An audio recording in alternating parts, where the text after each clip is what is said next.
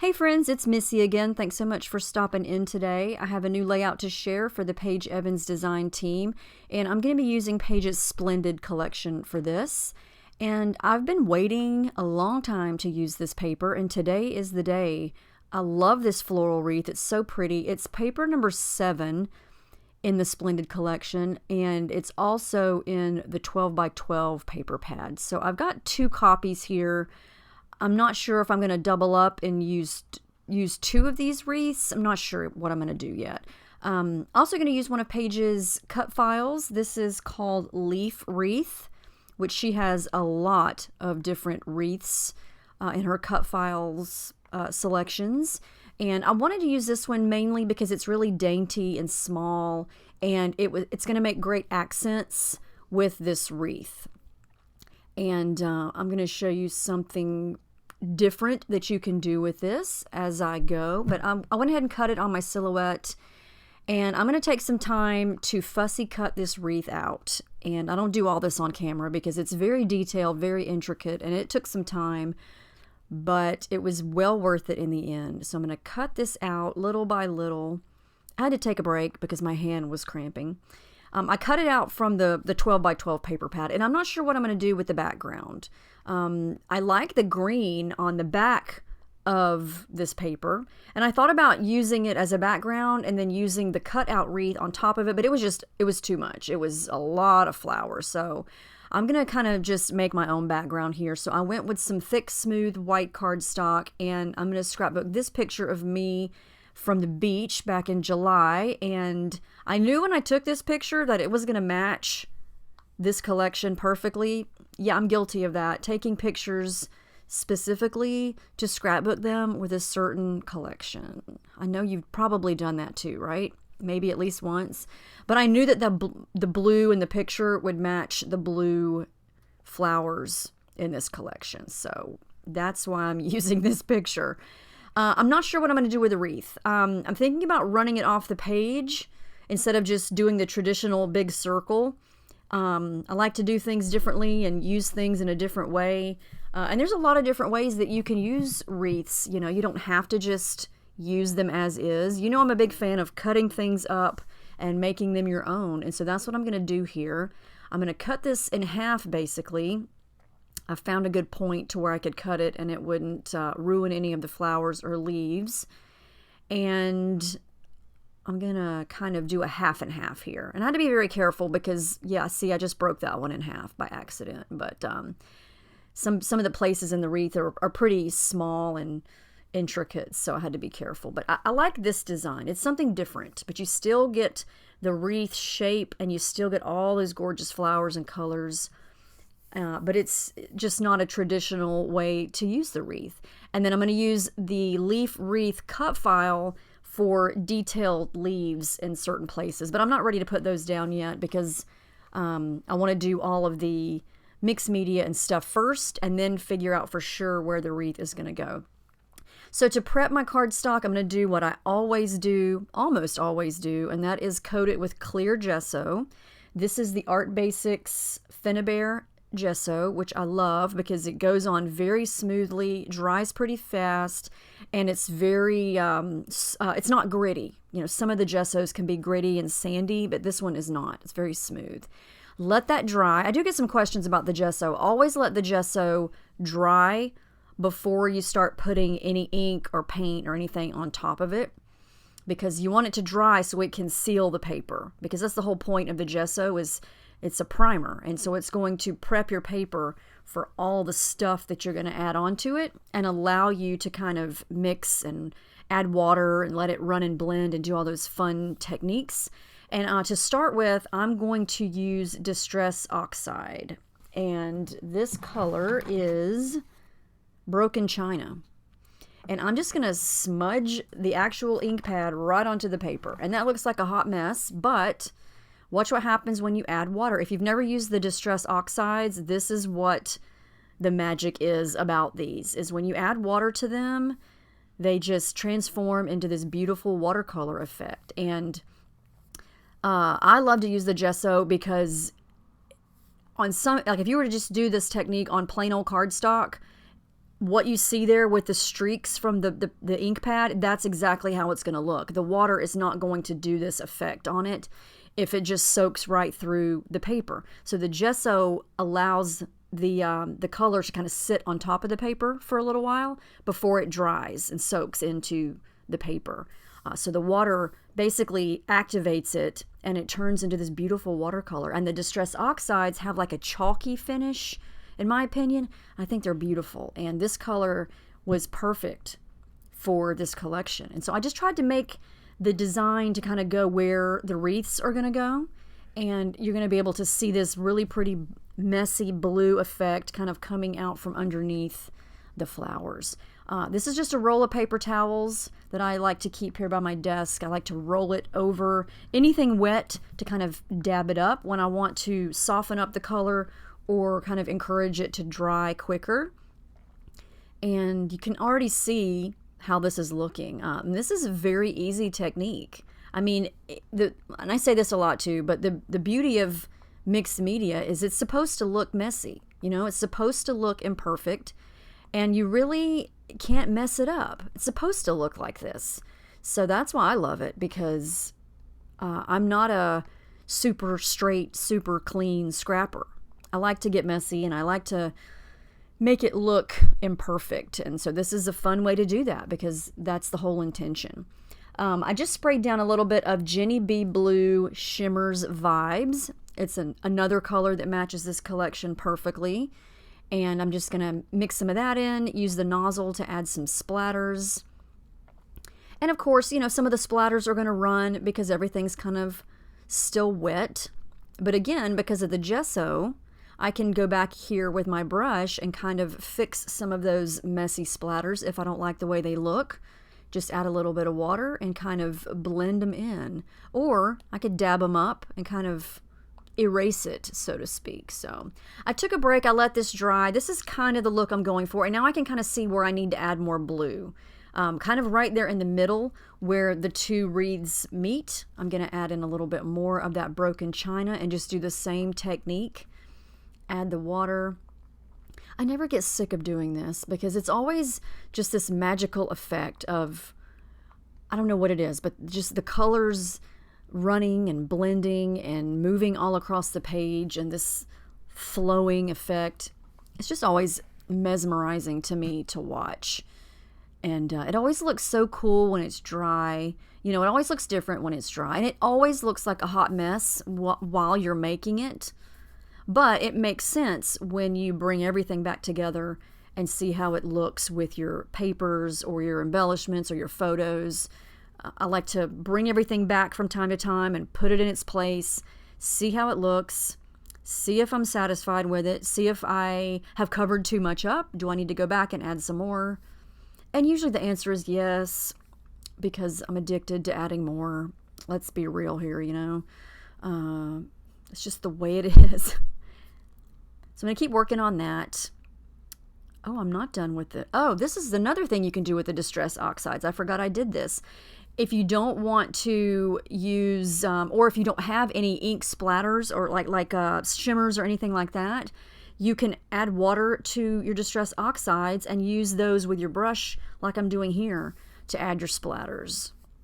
Or you could just do it like that without smudging the ink pad directly onto your background. I know that's a scary technique for some people, so you could always just use your stamping block to activate the ink and then use a brush to paint it on if you would rather do that.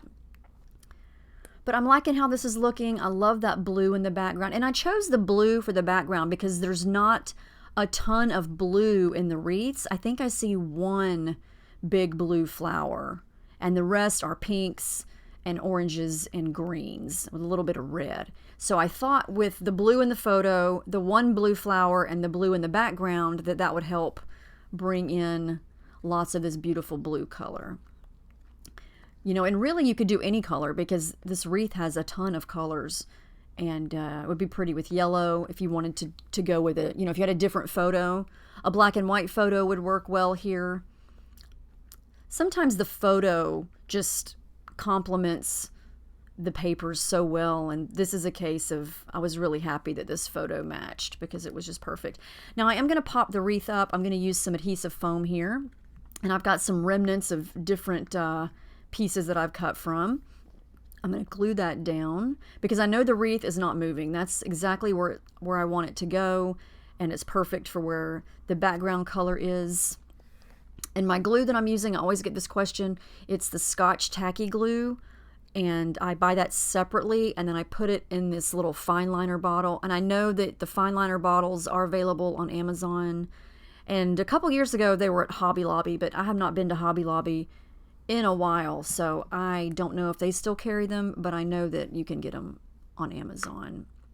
And I think they come in a 2-pack now, so they're really inexpensive, but they last forever.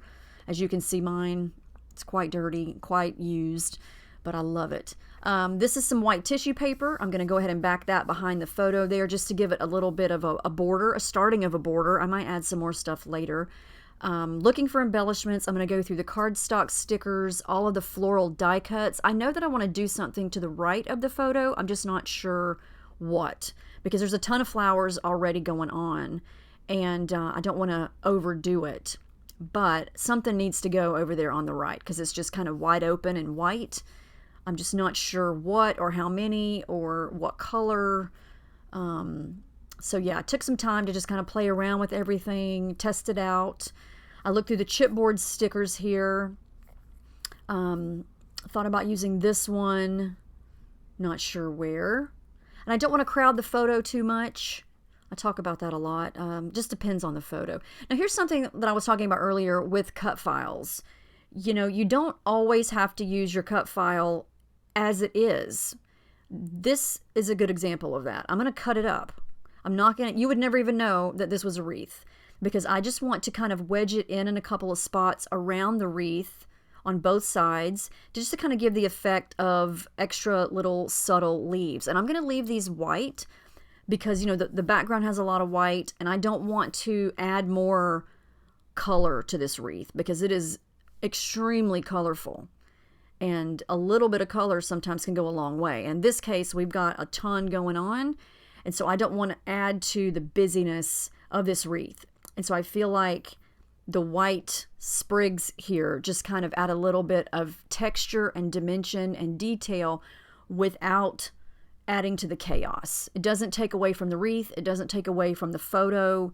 It just kind of adds a little something extra. And that's, you know, everything is just my opinion. This is just how I see it.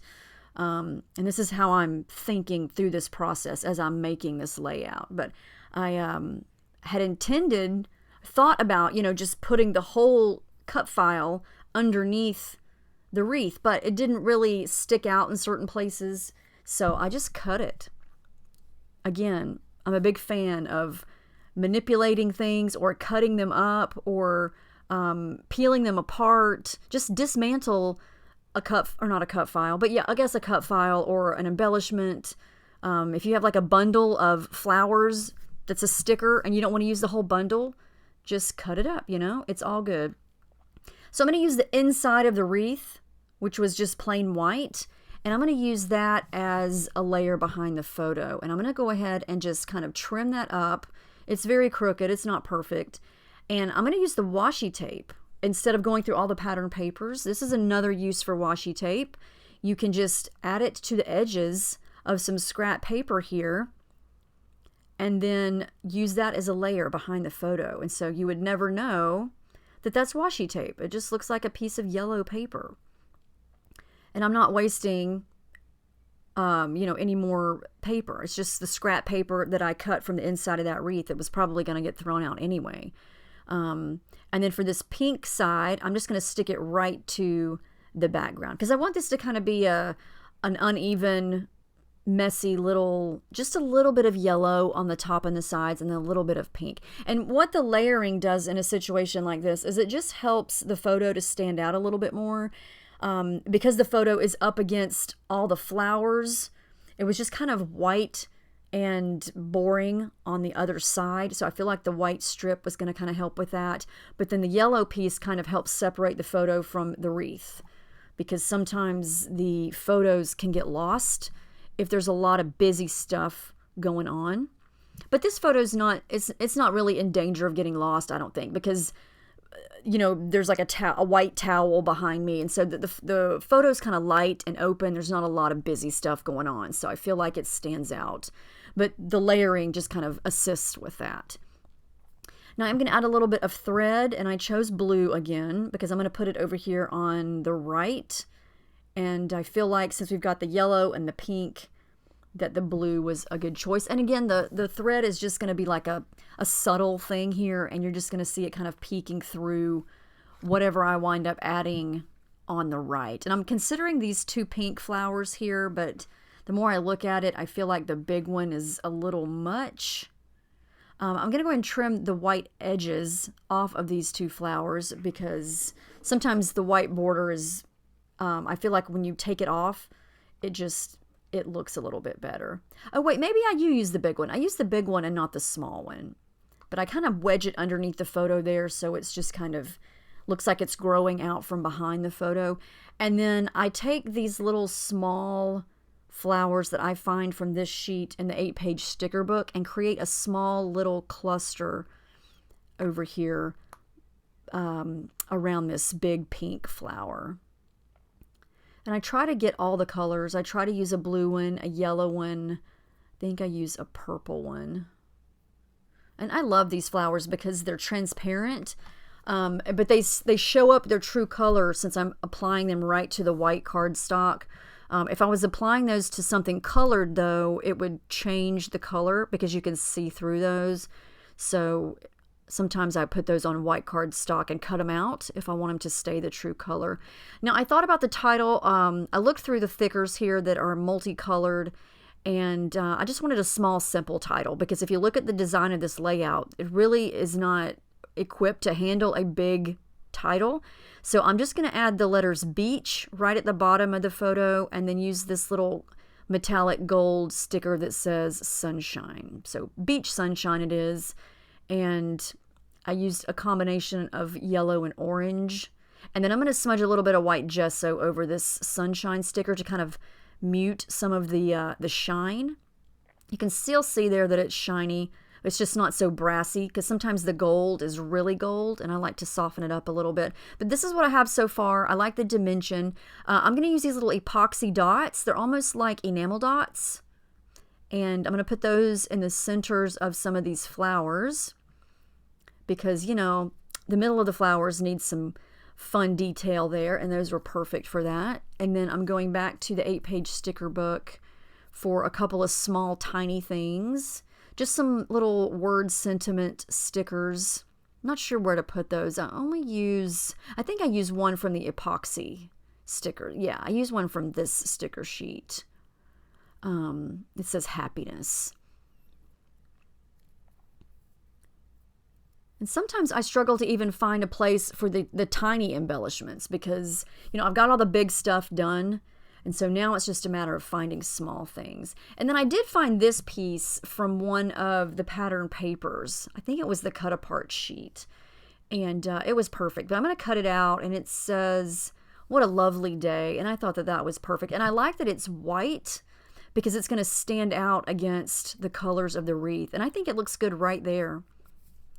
But I'm still looking around just to see if anything else jumps out at me. I have to look at everything more than one time because it seems like every time I look at it, I see something that I did not see the previous time I looked at it.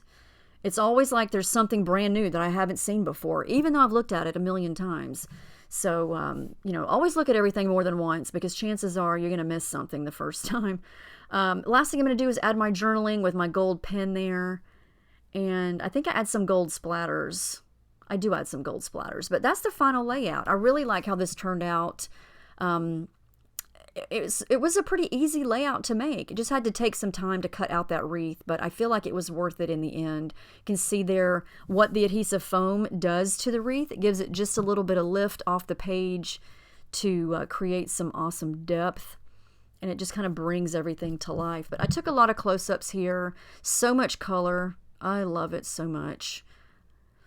I'm going to link down below in the description box the Splendid collection, this cut file, shimmers, and all that good stuff.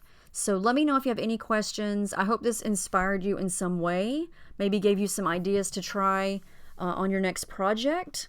Don't be afraid to try the mixed media. I promise it's not as intimidating as you think it is. It's actually a lot of fun, and it's easier than you think. So, give it a try if you've been thinking about it. And I will see you guys in my next video. Thank you so much for stopping in, and I'll see you next time.